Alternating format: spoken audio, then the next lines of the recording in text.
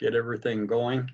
Thanks everybody for showing up this morning. For those that were looking at the presentation from LAX, it was a very good presentation on earthquakes by USGS.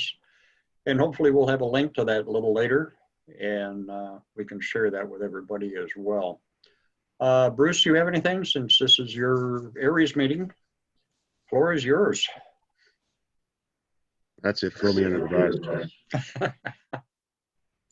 I really actually don't have a topic for today. And because we have the conflict with the other meeting, not really a conflict, but, you know, coincidence, if you will. I don't really have anything aside from what Rob had mentioned in the email, and that was referencing Hotwash from the last event. And I'm going to let Rob probably drive that to some degree with discussion, as well as other participants. I'm not going to try to moderate that. I had very limited play in that one. And in fact, I had actually reported that I was surprised that I was as lightly engaged as I was. I want to remind folks, when Rob says something in his directions that we've talked about and some of the instructions that we use for the events, when he is being as generous, and I'm being very serious about this, when he is as generous as saying, contact the SEC in any way that you possibly can, that also does mean, it really does, it also means email, could also mean a text message, could even mean a phone call. Just because I don't answer the phone doesn't mean you can't leave me a voicemail. And I know that we're thinking about this from an RF footprint perspective, and we're thinking about generating radio waves. Well, cell phones generate radio waves as well. So I would encourage folks to not be shy about that. If you're not able to reach me on the radio, if you're not able to go out and find me on the air, you know, it's also totally doable. Email, text message, phone calls.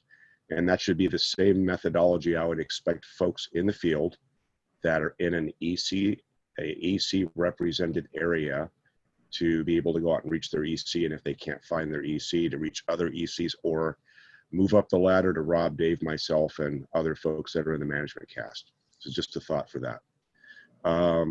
I don't really have anything going forward for future events. Jamboree on the Air is next weekend, as I recall. Yeah, 16th. Yeah, and I honestly do not know, and I have not heard from Kevin yet, if there's going to be anything even remotely in the area that's going to be in play. And if anybody else has any updated information, that would be cool if you could share it. But with the COVID scenario, I wasn't really envisioning Camp Balboa being filled with, you know, 100, 200, 300 parents, kids, and, you know, folks participating in the event.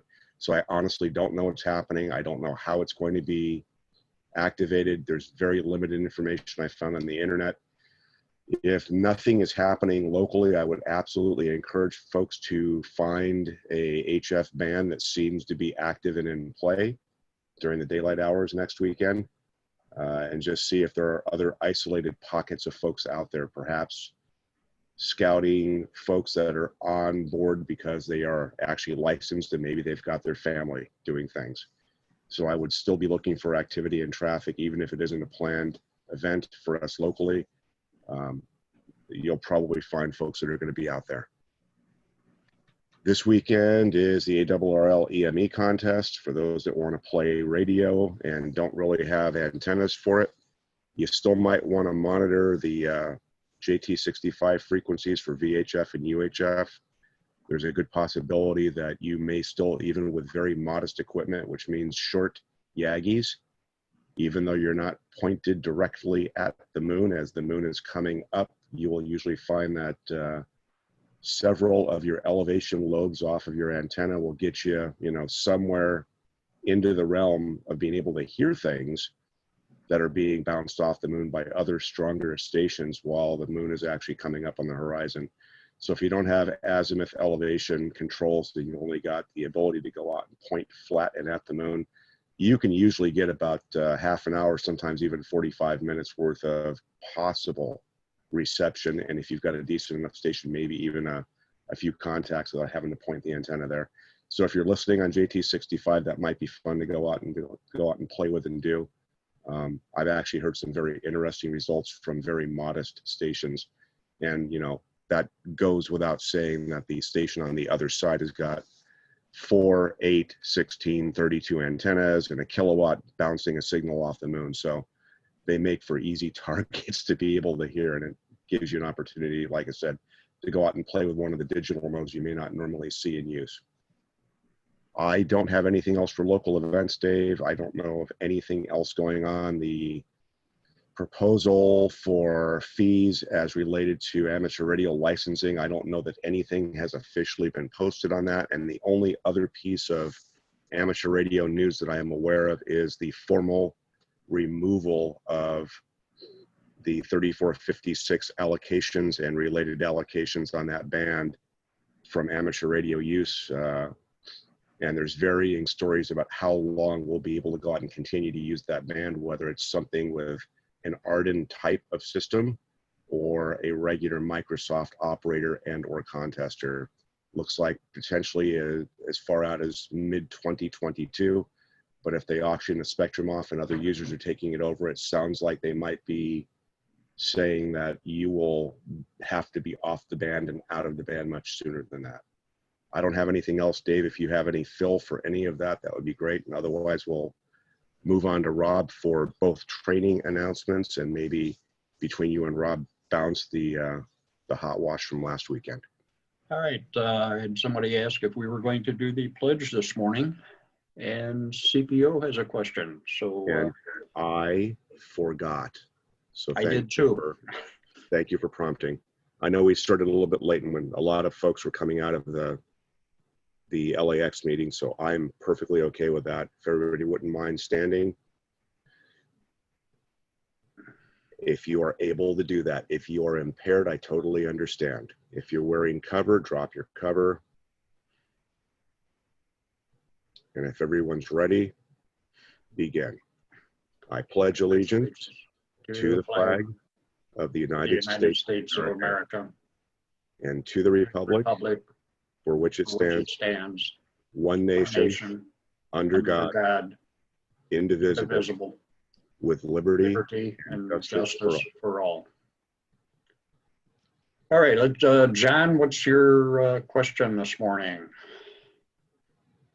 Oh, not a question so much, but a comment. On last Sunday morning's net, Kevin was talking about JOTA, and so he said something, and Mike, I think, volunteered for this. He was looking to conduct a Zoom meeting so that he could show the scouts what some stations look like. And I don't know when that was going to take place. I sent him an email and haven't heard a reply yet. But so that indicates he's going to do something for JOTA next weekend. All right, thank you. Before we do anything else, do we have any new members? Anybody here for the first time or anything like that? If you raise your hand. Jonathan, CAN6LFB. Hello, everyone. I'm new ham, new to ARES as well. All right, welcome. And how long have you had your license now? This will be the second week. Okay, very good, very good. Where do you live? I'm up in Ramona. Great. Very good, very good. Rob, I'll flip it over to you for anything that you have this morning. Thanks, Dave. I have no specific bulletins or calendar announcements. When you're ready, I'll do a share screen and we'll jump into a hot wash. All right, let's go ahead with that because since I've been out of town for the last 12 days or so, I'm a little behind on what all's going on. So I'll let you just pick it up and run with it. Show sharing screen. Let me see. And share. Okay, let me know when that comes up, please. You are up. Okay, excellent. So before we talk about the hot wash, just a reminder that this Thursday, 10:15 at 10:15, is the annual national Shakeout. And we do not have any specific San Diego drills scheduled for that day. We might do something next Saturday, details to follow on that later. But on 10/15 and 10/15, if you are able, please participate by drop cover, check your surroundings. And then if you are a WinLink person, if you have the WinLink software, please send a live "Did you feel it" report to the USGS via RF or Telnet. There'll be thousands of hams all over the country submitting live "Did you feel it" reports, so they're expecting them. Of course, at the top of the form that you may know, it says live or real event or exercise, and you leave it in the default exercise position, and you can send in the report. We might put out some kind of information later in the next few days on what the scenario that you would be feeling and reporting might be. We'll coordinate with Los Angeles on that, so it sort of looks the same for all Southern California hams reporting, but more on that in the next few days. I know many of us will be at work on 10/15 and 10/15 and won't be able to participate, but some people might be able to participate. So if you are able, please participate on 10/15 at 10/15. And moving on. Is this 15 a.m.? 10:15 a.m., yes. Are you going to cover how to send that report to USGS? There's no address there. It automatically fills in on the WinLink form. Okay, thanks. All right, let's, okay. So you've got the SET screen up now? Yes. Yeah, Rob. Okay. Yep. Okay, very good. Yes. Okay. All right, so we had the simulated emergency test last Saturday.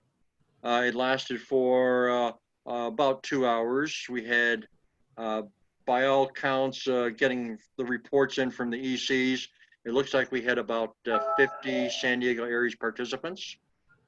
The national SET focuses on formal message trafficking handling. Some parts of the country are really gung-ho on formal message traffic and radiograms and things like that. Not so much that I've seen in this area. So our focus here was on voice 213 traffic. And our focus also was on VHF, UHF voice traffic, so that the people that are not HF people, the people that are not WinLinkers, could still participate and get training. So it was led by the ECs within the section, and keeping in mind that the San Diego section includes both San Diego County and Imperial County, we wanted to make sure that we had participation on both sides of the mountain. We had local net check-ins run by the ECs, and the ECs originated traffic, and those 213s originated by ECs were relayed around the county by, for the most part, VHF voice traffic through repeaters and simplex. So we used all available RF means of communications, and we did have an HF bridge across the mountains. It was a 75-meter net that worked very well. We want to continue training at HF bridge from county to county. We know that 75 meters doesn't work so well as the sun gets higher in the sky. So some of us are talking about starting more 60-meter practice, which will work well for NVIS, depending upon the ionospheric conditions. So 60-meter net training, date, time of nets and practice to be announced later on as we decide whether it'll just be added on to another net or how we're going to do that. We don't know the details yet for that. Of course, during normal times, we practice voice 213s during hospital drills, and that gives us 2 fantastic opportunities per year to do the 213 voice traffic training. But during the pandemic, no hospital drills, So that's why we did this exercise, focusing on UHF, VHF, and voice in order to get everybody trying to remember how to send slowly and copy accurately on the 213s. One of the lessons learned, for me anyways, was that there are a lot of 213s out there. So I'm going to call it the 213 jungle. And sometimes we would hope that everybody would use the exact same 213, but that would require Sharps and Script and Kaiser and Red Cross and FEMA and everybody else out there that we might be supporting during an exercise or real event. Try to get them all on the same page and using the exact same 213 format. And we know that's impossible to get everybody to agree in the same form. So as ARES operators, we need to be able to handle receiving any 213 and be flexible so that we can copy the traffic accurately and then pass it on to our served agency. And so, yes. What's the source of the 213 form? Why is there more than one 213 form? I think because everybody tries to improve it, and I'll show you in a second here a couple of 213s that are. I realize there's I realize there's many of them, but isn't a form a standard? I mean, who owns it? Who published it? And right. So why here's don't they the form 213A, on the screen here. Yeah. On the screen here, the 213 in the lower half. No, the upper half, the one that says block 1 incident name, optional. That's the one off the FEMA website. So FEMA owns the forms, and they have these box numbers, incident name, and they number the boxes. But there are other websites out there that have more generic or with fewer writing on it. If you go to form213.com or something like that, they remove the incident name and they remove the numbers. So it might be that our served agency will hand us a 213 that's got an incident name on it, or might not. It might have a message number, it might not. The position and name blocks might be merged together, or they might be separate. So we're going to have to be flexible, and depending upon what they hand to us, we have to be able to send that. The Red Cross, for example, if we were supporting them, they've got a DR number up in the top left-hand corner. Any Red Cross people out there that can tell me what DR is? That disaster response number? Yes, it is. KD6 Okay, thanks, Danny. So that's every incident gets assigned a name or a number and a name. Is that right? Correct. That's correct. Okay. So the Red Cross also puts down a precedence. They combine the name and position formed fields, and they've got a nice spot there for message number. On the 213s that we commonly use, there's no message number up in the top, a place to put it. So I commonly write the message number in the very top right-hand corner, and that way also when I have a stack of 213s on the desk in front of me, I can see easily which message number we're talking about, and if I received it, and what the status of it is. Other 213s that are out there in the 213 jungle, we've got the HICS 213. So the FEMA community, they not only have the ICS 213, you probably also know they have the HICS 213, and our hospital served agency might be using this one, and they've added a priority box and they've added a box for response required. So we have to be prepared just in case to be able to receive this, and whichever form we're copying our traffic onto, be able to write the information down so we can communicate it accurately. Checking around, so Alaska has got a 213 that they've tailored a little bit, and they've put some information on it that you find in the HAM National Traffic System, NTS and RRI. format for radiogram. They've got the HICS box, which is handling instructions. And there are about a dozen different handling instructions, like a response required, things like that, that only traffic handlers, I think, understand that box. And so we would normally leave that blank, but just to let you know that HICS is handling instructions. They also put the checkbox up at the very top, and that's the word count in the body of the message and an originating location. A reminder that the time and date on the 213 is the time and date that either the drafter writes in or the first ham that gets it puts down a ham time and date, and that is associated with that message and stays the same throughout the life of the message. Los Angeles, we could be crossing paths with them, and they have a lot of disaster response organizations up there. One of them they call DCS, Disaster Communications something, and their DCS 213, they've added in boxes for the RF methods that it's going out, which band you're on, and they've got boxes on the left there that you see for the position that it's coming from or to, or something like that. So it's possible that we could even see the 213. Radio Relay International, just mentioned that a minute ago. They have their own form of the 213. They have a box for precedence and handling instructions.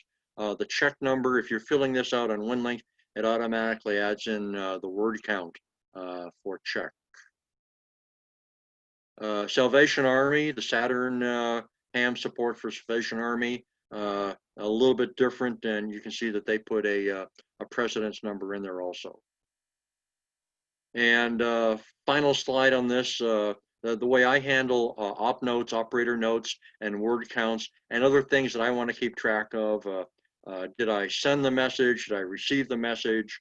Did I acknowledge the message? I usually, after the body of the message, draw a line across my 213 and write an op note with the count.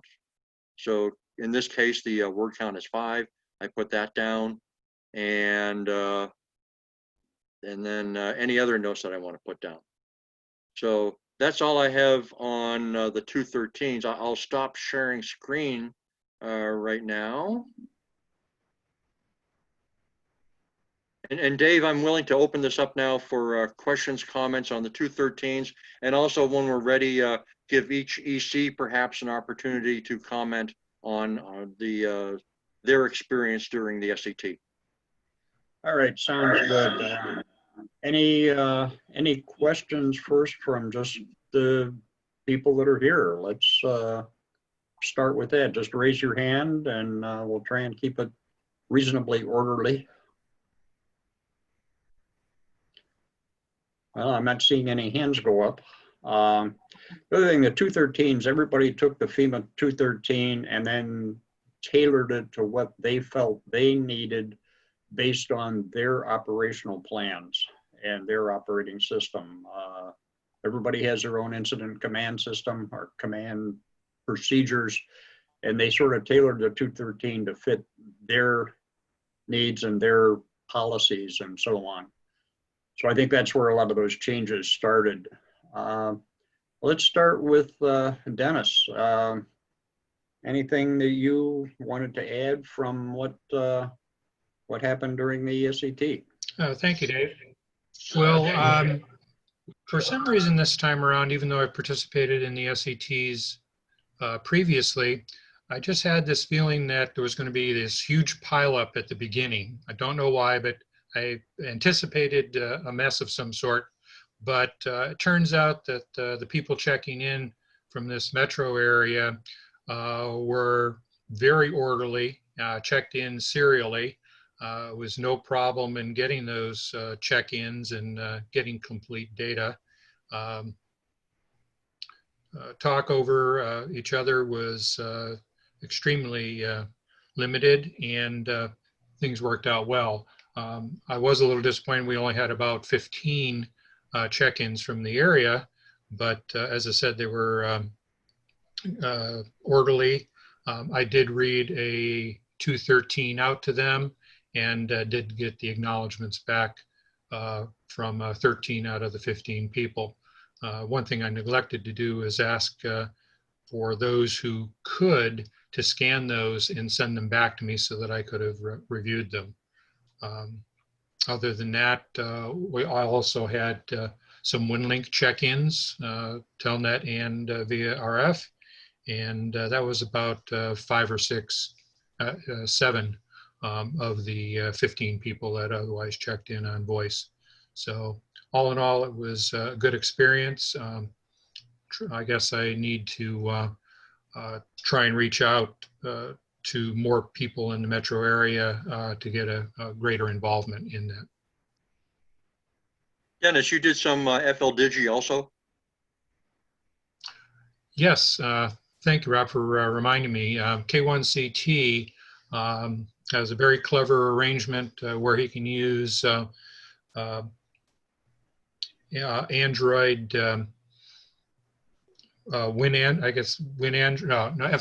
Android FLDigi on his cell phone to send ICS 213 through a handheld and through a repeater such as the Sharp repeater, and then have it decode here on my FLDigi on my computer. And it was quite clever, and it's the second time we've done it, and it's very interesting, and I think potentially quite useful skill to put in our toolbox of operations that we can use when other things fail or can't be used. So I'd like to see if we could have more of that tried out. I think it would be of great use to us. Dave, this is Bob. Before you move on to the next DC, Gary, CAM6LKP, was physically raising his hand. So you probably won't see him, but No, he I did have a don't. picture. So anyway, Gary was raising his hand. Gary, go ahead. Would it be possible to have a set of those 213 forms put somewhere so we could study them? And what do you do if you get input from some form that has way more data on it than the form you're working with? Well, you usually don't fill out the form. The served agency would be the one filling out the form, and all you're going to do is pass that information. So it shouldn't be an issue. Just passing whatever information is presented to you by the served agency. But As the translator, maybe- that's true, but as the receiver, maybe not. Yeah, maybe the question is he's got a 213 that's chock full of interesting uniqueness to the organization, to the served agency, to the company, to whatever.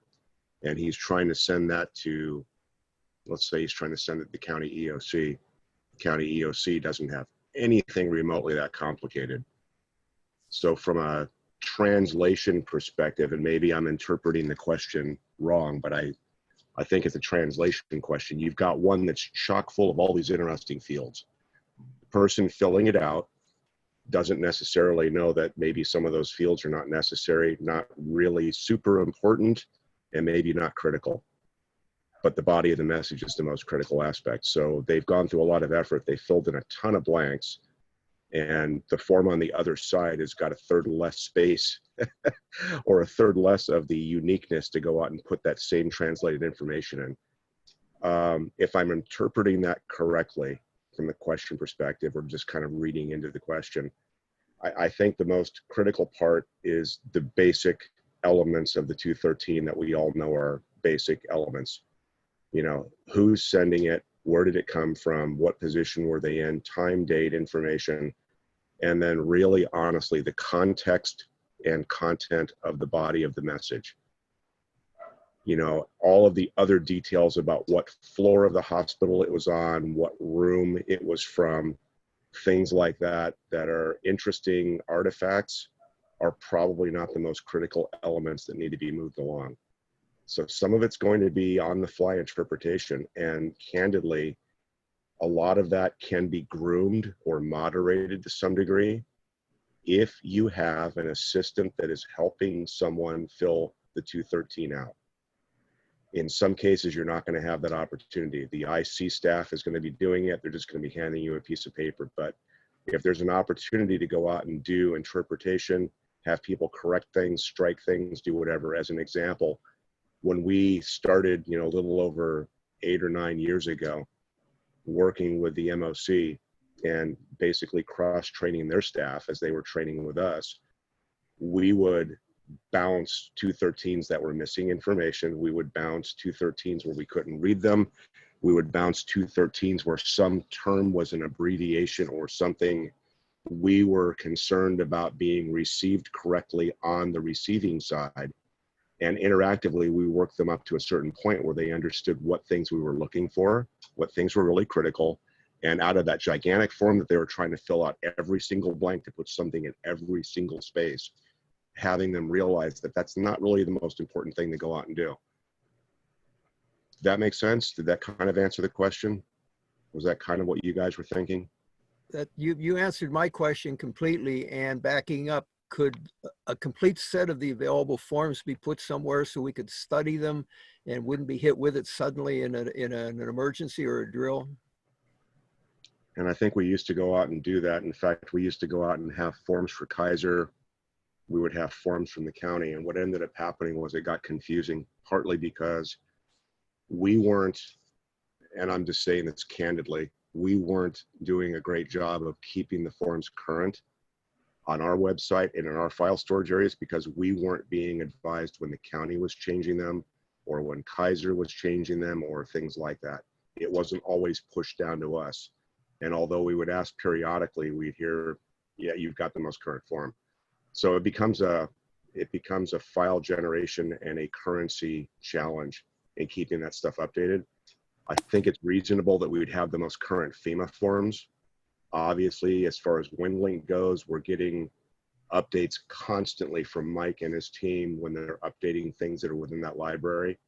Any other thoughts, Rob, on your side about what I just said? And am I incorrect about the currency part being very challenging, with the exception of a few of the forms I just mentioned? Bruce, I agree with you that forms management and document control will be a major issue. But everybody should have the ye old Form 1, a blank sheet of paper handy, just in case you don't, some format's coming down, you don't recognize it. You can copy it and go back and forth with whoever's sending you the information and ask for a little formatting guidance. And you know everybody you're talking to, you can work through this. And a great point that you made there. I forgot all about the most important form, which is the blank piece of paper. And if you go on the WinLink site and you can see all the forms are on there that Rob had. If you look at all the templates, they're all there. Mike, you have your hand up? Yeah. Is there a standard or recommended form that we use for agencies that don't have their own? I've been to the hospital here in Poway, and I hand them the forms. They don't have a form that they can give me that I've ever had happen. I'd recommend using the one off the FEMA website, the one with the box numbers and incident name at the top. Okay, I think that's the one I have printed out, but I'll check. Thanks. Dennis has his hand up. Yeah, I just wanted to support what Bruce said, which is go to WinLink and look through the templates. You'll find probably at least a dozen different versions in amongst the templates, and that's probably the quickest way to get the kind of thing that Gary's looking for. All right. Any other quick questions here? Let's move on. I know Curtis has to leave early. So Curtis, how did the SET work for you?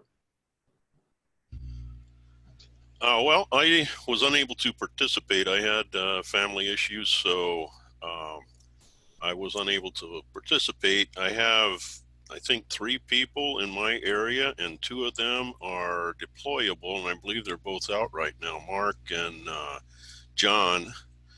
John is Team Rubicon, and Mark is Red Cross. So I'm not sure I have anybody in my area right now, and I would be reporting to Fred. So if Fred had anything going on, maybe he can report on that. But I was unable to participate this time. All right, thanks, Curtis. Fred, what did you have? Well, I had some conflicts in the morning, so I didn't get to the radio till late. I think I didn't get in till about 8:15 or 8:20. So I only had one check-in from the south, one voice check-in and one link check-in. That's all I had for the morning. So pretty light. But like I said, I had some other things going on and I couldn't get to the radio at 8 o'clock. I didn't get there till probably 8:20 or so. All right, who else do we have on the list here? I'm not seeing anybody that is jumping Valley on. Center, Valley Center was very active. If anybody is here from Valley Center.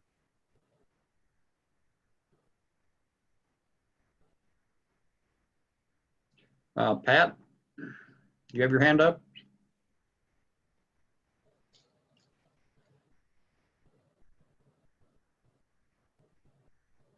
There we are. Okay, I'm sorry I wasn't able to participate. I had to go to Los Angeles and take my wife for her 70th wedding and her birthday. But we did have two check-ins. Okay. Patrick K6PFG and Mike AG6GK. I got to leave early too. Thank you. All right, any other questions or comments or about the SET or about anything else?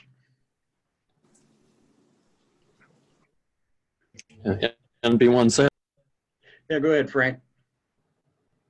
At one Terracina, we actually had a get-together for for the SET. So I think we had at least 5 of us, actually more than that. But for the initial check-in with Dennis, I think we were at 5 of us at 8 o'clock. I brought my RV and a bunch of us set up at a park under the solar panels with radios. And we had donuts, so that was the best part of the event. So we had a mixed phone check-ins and WinLink check-ins at a remote site. So that was kind of a fun effort to get together there. And so we're going to do that. That's the way it used to be pre-COVID. Patrick, K6PFG. Yes, so I realize that it's something often missed when we get new members to come in. And one of the questions I think it's imperative that we ask them if there are any issues that they're facing or any problems they're having in terms of the equipment that they have, understanding the procedures that we're going through and the language that we're using and discussing at this juncture. And if there's any help that's needed, perhaps at some point in time, we can offer up either, written instructions or DM, direct messaging to kind of help them through the transition. And I also like to welcome Jonathan to the group. That's all I have. Yeah, very good. Good comments, Patrick. We'll probably should include that in another session. Just take some of the newer people, and we do have. I think Marty Wall sent out some video links here a while back that we have posted on the Google I/O group on how to do some things, how to set up different stations and antennas and what works and what doesn't through years of experience. And they're very good videos. He did a very good job with them. So that's always available to anybody to peruse and see what maybe they're missing or what could they do to make it better. Mike? Yeah, I sent a report in through to the Google group, but I'm not sure it made it through. I got a rejection notice on it. I don't know if it made it or not. But anyway, we had about 9 check-ins in Poway and Scripps Ranch. Pete was running a net down there as well. I sort of jumped in with him on the local Poway repeater Woodson. I had about 9 check-ins. originated one message and received 5, I believe. I don't have this right in front of me, but I think if I remember right, that's what it was. Good thing, and it went for 2 hours, and we cut it off right at 10 o'clock. Yeah, it sounds good. I know I got WinLink messages from several people. I don't have it up right now, so I don't remember exactly who all I got them from, but I know there were quite a few people involved with it anyway. Frank? Yes. Oh, so that reminded me, should I have CC'd anybody else? I sent a WinLink check-in to Dennis, and we did a phone. So if anybody else would like the CC when we have a test like that. And the second comment is following up on Patrick. One reason we got together on Saturday was to help each other, because we were outdoors, widely separated, but we could help each other. And the variety of 213 forms was one controversy. And then we were always helping each other set up our radios. So that was great, getting together and helping each other out. What about CCing people on WinLink? Well, it depends on the event. If I remember Rob's instructions, they were to CC Bruce or myself on those through the WinLink. Is that correct, Rob? Yeah, and we normally funnel everything through the EC, so you're not flooded with 200 check-ins, but to put everything through the ECs and let them do local control. So the ECs could CC leadership. Okay, I can't remember how you had it set up. I just, being gone for a while. All right, anything else for the good of the group this morning? I had a question. Go. What would folks like to do for a next round of either training, learning something new, learning a new technique on the radio, things like that? And I'm throwing a suggestion out while I also ask that question. Would it make sense potentially to schedule one of our regular meetings? And let's say that we've got folks that want to learn FL Digi, and I know a lot of folks know it, or someone that wants to learn, not someone, but a larger amount of the group wants to play in WinLink. Use the Zoom session as the backbone for people to either talk or communicate or troubleshoot or work through issues, and effectively make it a training session on the air for something that we do on the air, whatever it happens to be, and use Zoom as the backbone instead of a repeater to mutually help each other out or work through something that we'd like to learn. Just kind of a couple of thoughts. I think that's a good idea. I think we need to come up with a topic or get some ideas from the group. What would they like to see? I'm sure everybody has an issue with one form or another of communication, whether it be WinLink, FL Digi, or HF or whatever, and that might be a good way to do it. Any thoughts from the group? Well, I've got some FL Digi. I can copy FL Digi, but I still have some work to do to be able to transmit correctly. It was kind of a challenge to set things up in certain regards. Partly it's a personal problem because I'm on a Mac. That would be a useful troubleshooting session. The morning, Sunday morning nets are good for that, but a little extra time might be valuable in some cases. I'm making incremental progress on it, but it's kind of slow. Also, the other thing that I heard asked about some time ago, there was a push to do Vera FM and Vera UHF, and I don't have that set up, so I don't know if that would be useful if you're trying to incubate that kind of capability. That might be one other candidate. I will add peer-to-peer HF and VAR to the list.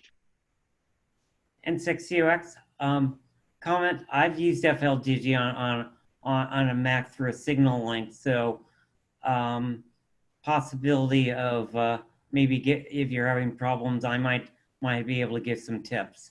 N6U, just, at earthlink.net. Thank you. Thanks, Tim. All right, any other suggestions from anybody?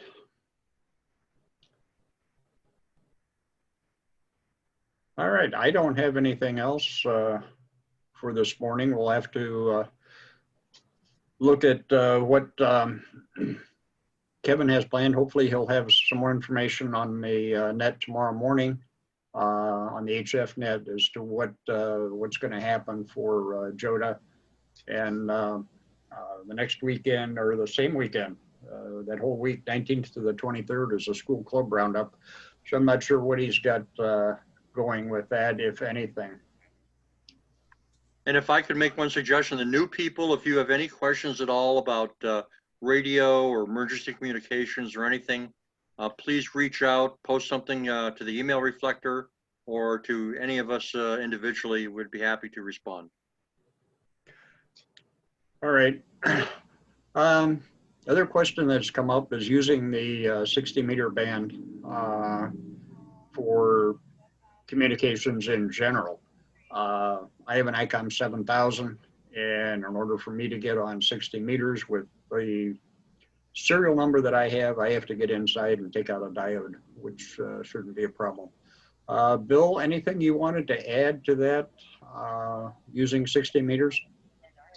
Sure, Dave. Thanks for the opening there. We've been having a bit of a sidebar discussion on incorporating 60 meters because it's a great opportunity for interoperability with other NGOs and government services such as MARS, Coast Guard Auxiliary, Shares, Red Cross, and others.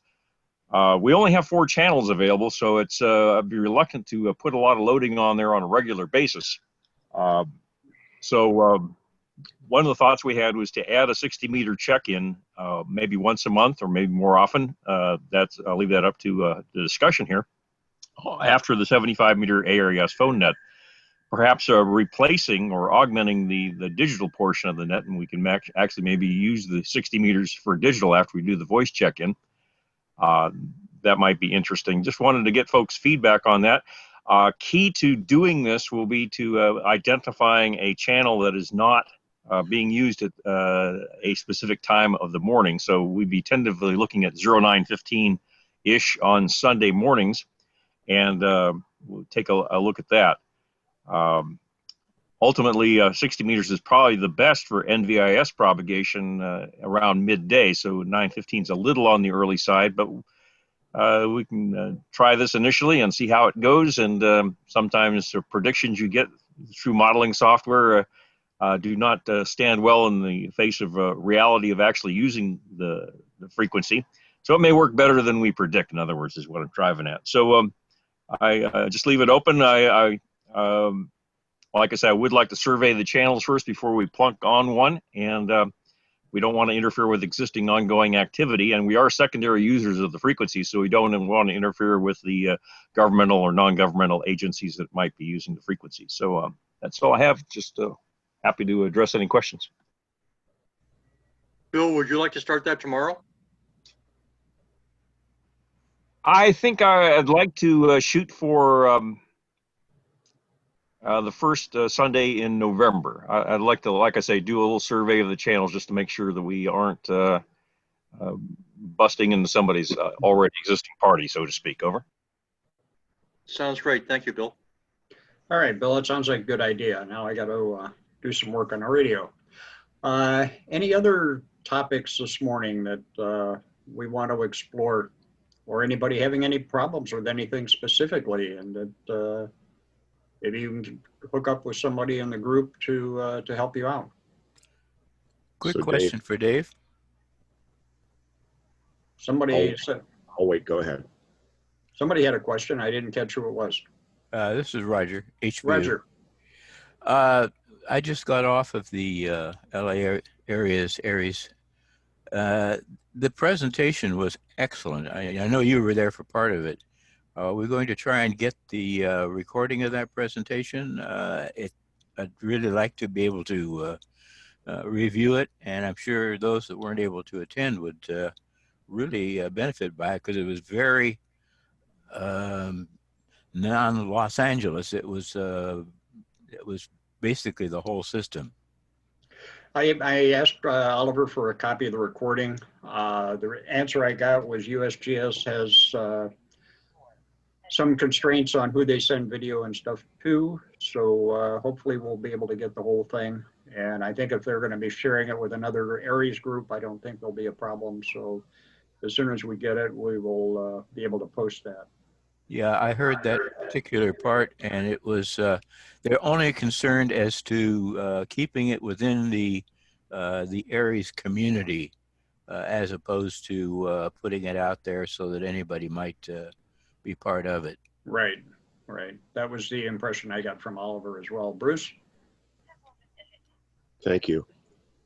Dave, I actually feel your pain. I've already done my mod for my 7000, and I honestly don't know that I've ever used 60 meters on it. I've got to pull it out of a travel case that I use it in as a travel radio.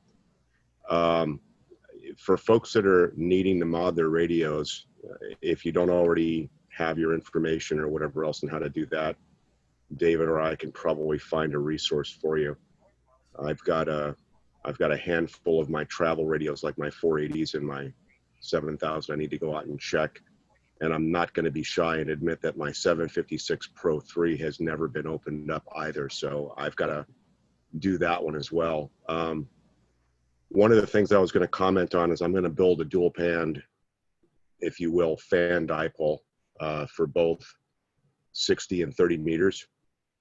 If anyone's interested, I will send instructions out on what to do. It's not rocket science, but if anybody's looking for wire lengths for each leg of that, I can help out. But I'm going to go out and put up a dedicated antenna just for 30 and 60. My other antennas work okay on those bands, but they're not by any means optimized. So I'm looking forward to being able to go out and participate better, if you will, with that. This is also fall time of the year, getting to that point. And for those that are out there playing on the radio, whether it's HF or whether it's VHF and UHF, there's some interesting things that happen this time of the year. We're far more likely to have trans-equatorial propagation, so between North and South America, and even in Central America in some cases, on many of the HF bands. It's also the time of the year when VHF and UHF gets a little funny from the perspective of either inversion layers and or ducting. So as an example, there are repeaters in LA that I normally can hit very, very easily and very well at super low power. And some of them are becoming challenging to hit. Well, in my case, I'll watch them take a complete and hard fade and then bounce back 5, 10, 15 minutes later and be good again. What's also equally interesting is for those that are into weak signal VHF and UHF work, the VHF and UHF beacons from Hawaii have been in very consistently over the last week. And I've just got, a casual radio I ran across them on, and I was on the UHF side on a vertical, and I had the Hawaii beacon in it, like, S9 plus. And, later in the evening, it faded down to, not anything that was moving the S meter, but it was perfectly readable. So there are opportunities out there to communicate to Hawaii on VHF, sometimes with very, very low power when the conditions are right. And especially if they're only a couple of hours ahead of us and you catch the beacons early in the evening, there are folks in Hawaii that might be up and around that you can work. But again, conditions are changing. The lower bands are starting to become a little more favorable on HF. As an example, this morning, good grief, 40 meters was good until about 9 o'clock. I was very surprised. And again, 30 meters has been very interesting as well. Kind of keep an eye on some of these other bands if you're out there tinkering around. Even without any kind of significant sunspot related activity yet, even though we're hoping that's going to build, there are some interesting opportunities for those that are dialing around. That's all I had. All right, thanks, Bruce. Question for Bruce. Go ahead, Rob. Are there any loaner HF transceivers available in the ARES lending library at this time? There still is not. I've got gear that I got to be honest, we haven't had a chance to go out and get to from a repair perspective. There's probably 3 or 4 radios that are HF and or HF, VHF, UHF that we were recipients of from a state perspective that need some work, need some real attention before I'd want to turn them loose. Everything that we've had in the loaner pool that's available or has been available is currently on loan. If anyone's interested in glow radios, a reminder that we still have a lot of the Heath Kit gear that we received as part of an estate package. So if you're interested in older tube style radios, it's getting to be winter. If you want to go out and run those instead of the heater for your house, that might be a comparable trade-off for those that are out in East County. And a lot of that gear does work without any additional modifications or updates. It'll be fine, but certainly not solid state newer stuff, but it's great solid HF gear, and probably the stuff that will run after we have the nuclear explosion over our heads that will render all of our fun solid state stuff inoperable. So you could have that benefit too. Hi. All right, sounds good. I just got a note from Bill in chat that he wants to revise the 60-meter proposal start date for the last Sunday in October instead of the first Sunday in November, because that's also QCWA meeting on that same day. So we'll look forward to starting that on the 25th. Dave, one final note for me. Go ahead. Just a reminder that October 20th and October 25th are the anniversary of the start of the big fires. The 2007 fire and the 2003 fire started on October 20th and 25th. So we're not out of fire season yet. K6RJF. Definitely not. Definitely not. Any other comments from anybody this morning? Yes, I want to expound on what Rob just said. If you remember, the lilac fires that we had was into December and the beginning of January. So our fire season is contentious on what the weather is like. So it's no longer geared toward a certain portion of the season, such as winter, fall, summer, or spring. Just a side note. Definitely. Anytime the sun comes up in this part of the country, it's fire season. So especially with the dry weather we've had. All right, anybody else have anything? If not, we'll go ahead and close this and get the recording posted here probably later today or tomorrow, and go from there. I know it was kind of an odd weekend, but here we are in October, and thanks everybody for being here and participating. I know there were a lot of other conflicts today, but thank you all that attended, and we look forward to having you on board for the next meeting. Definitely. Again, thanks everybody, and we'll go ahead and close this down. Thanks everybody for being there. Be safe.